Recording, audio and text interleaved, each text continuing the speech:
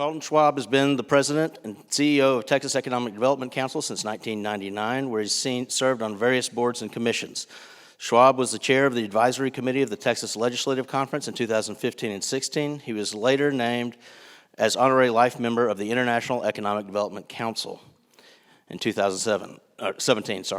Last year, he received the Council of Development Finances Agency's Lifetime Achievement Award.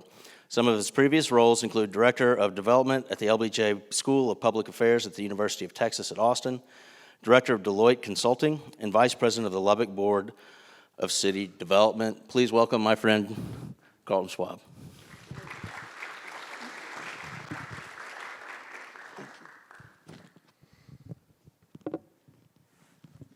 Oh boy, that dreaded before lunch time slot, right? The only thing that might be worse is the before happy hour one, right?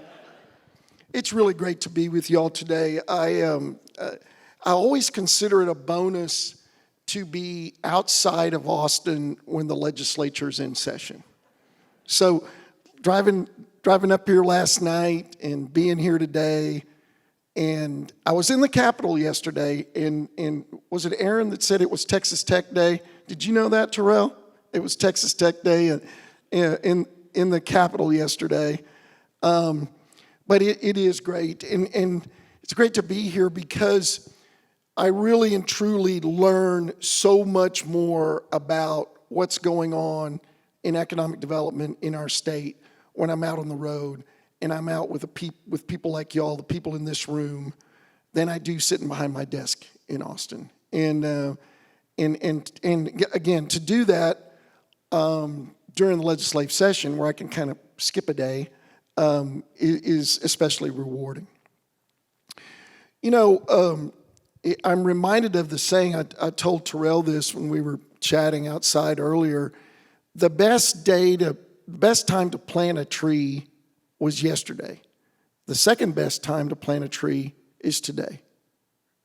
And you all are planting a tree that I wish literally hundreds of communities in the state could see what y'all are doing here. And now, when I go around the state and people say, well, you know, what do we do? You know, how do we get everybody together? I call Rush. Look at what they're doing in Marshall. Look at what they're trying to do. Look at how they're trying to bring everyone together. I love the word alignment. I've heard that half a dozen times at least today. You're trying to align folks into a culture here that brings everybody together to do economic development. You know, I've been at the TDC for 24 years. I still can't believe that the board hired me when I was 14. You know, I didn't have much on my resume, 8th grade graduate, but they hired me. I fooled them. But seriously, one of the things that somebody mentioned, I guess it was Ray, and isn't Ray a treasure? I mean, that guy he's incredible. He's truly is a treasure. And anyway, one of the things that you know, he talked about was the end of the baby boomers being 1964. I'm toward the end of the baby boomers. But when I took this job, I was a part of the economic development professionals where it was all about jobs. That was all they cared about. These were the guys that smoked cigars, and they were in the back offices of the Chamber of Commerce and, you know, decided, well, we're going to let this company in here. Well, I think we will, and let's go drink some whiskey on it, right? That's what economic development was. It wasn't even economic development. It was industrial development. You all remember that era. And in fact, our organization kind of mirrors that era. We are the largest association of economic development professionals in the country, and now our total membership is creeping up to 1,000 members. And our business, our model, our whole culture too is changing just like you all are trying to do here. Of course, it's different. It's an association, not a community. About 55% of the people that attend our basic course are women. 58% of the people, the members of the TEDC now have been in our organization less than 5 years. They are people like Rush. Now, Rush has been in TEDC longer than 5 years, but they're people like Rush. They're people like Terrell. They're the baby boomer era is phasing out. A new era is being phased in. And what's so wonderful about it is it's about what you all are trying to do here. It's not simply about jobs and business attraction. It's about the totality of economic development. And I'm such a geek when it comes to, I'm a geek in a lot of ways, but I'm also a geek when it comes to economic development. I was longing for this day because it's all about workforce. It's about education. It's about colleges and universities. It's about the Chamber of Commerce. It's about, of course, the economic development corporations, all being brought into the same room, aligning behind the same culture. And by the way, I checked with Rush on this. You all took your economic development sales tax in 1992 and built the TSTC campus here. And that was before my time, but that was kind of a legendary occurrence in economic development in our state. It was kind of like, can you believe they did that in Marshall, Texas? They just took their damn EDC and built the TSTC campus. Unbelievable. Can you even do that? What do you think? Can you do that? Well, yeah, you can do that. There must have been some people in this room who had the foresight to do that because you were way, way ahead of your time. You saw, like Ray Perryman did when he was, the speaker at the McGregor Chamber of Commerce. What do you think is going to happen 50 years ago? Well, there's going to be a workforce shortage. Someone or lots of people in Marshall, Texas saw that workforce was going to be the overriding issue in economic development. And obviously, Rush and his board and city council, people in this room understand that it is. And, one of the reasons is Darrell still here? I loved his presentation.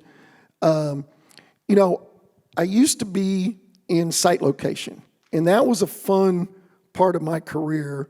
And one thing that hasn't changed in site location is the fact that this area gets a lot of looks.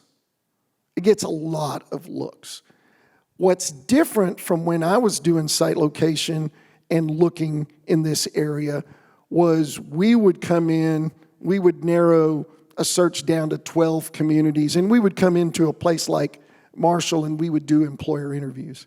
And we were using data that was 2 years old. It was Federal Bureau of Labor Statistics data, U.S. Department of Commerce data, and it was dated, and that's how we did our searches. And then the community knew we were looking. Well, nowadays, that is all done, with mouse clicks.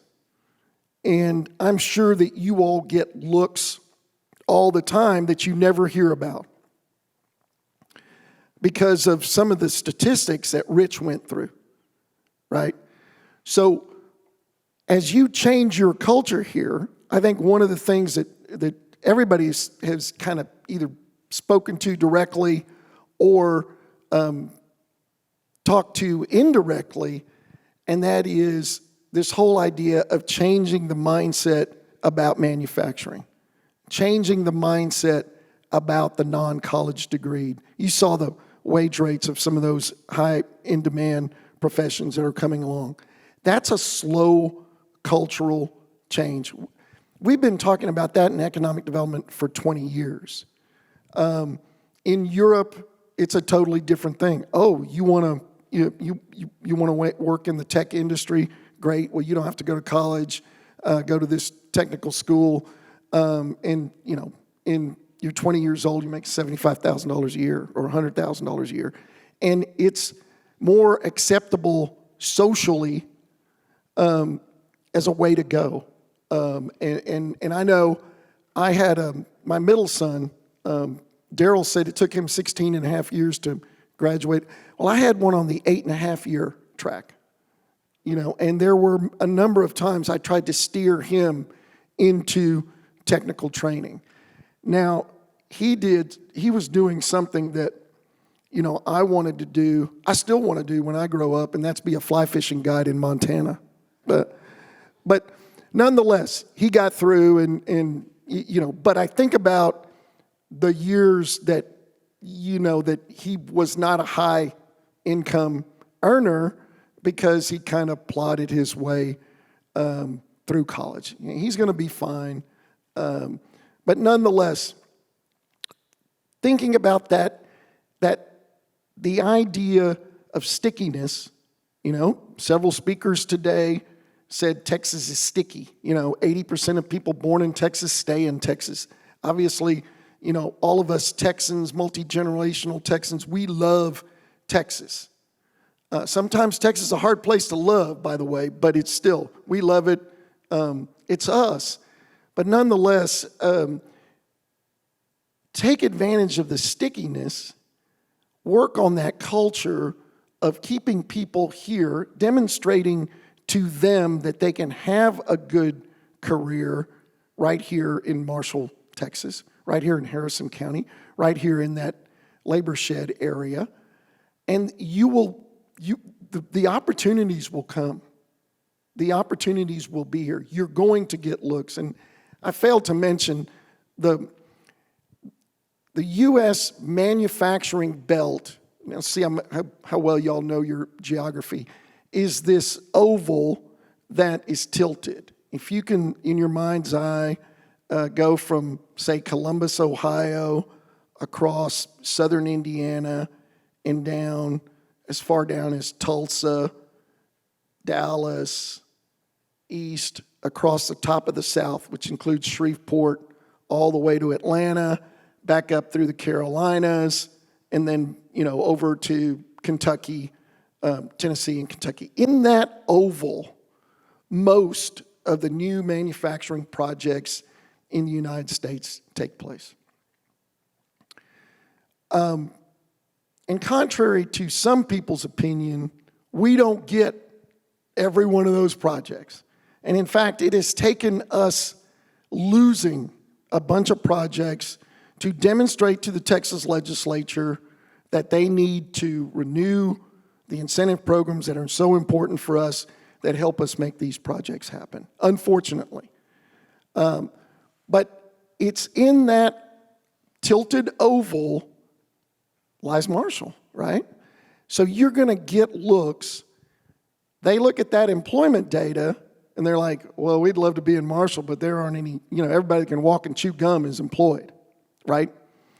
We got to build up a workforce here that is willing to stay here and willing to take advantage of those companies that are looking at this part of Texas, this part of the country as well.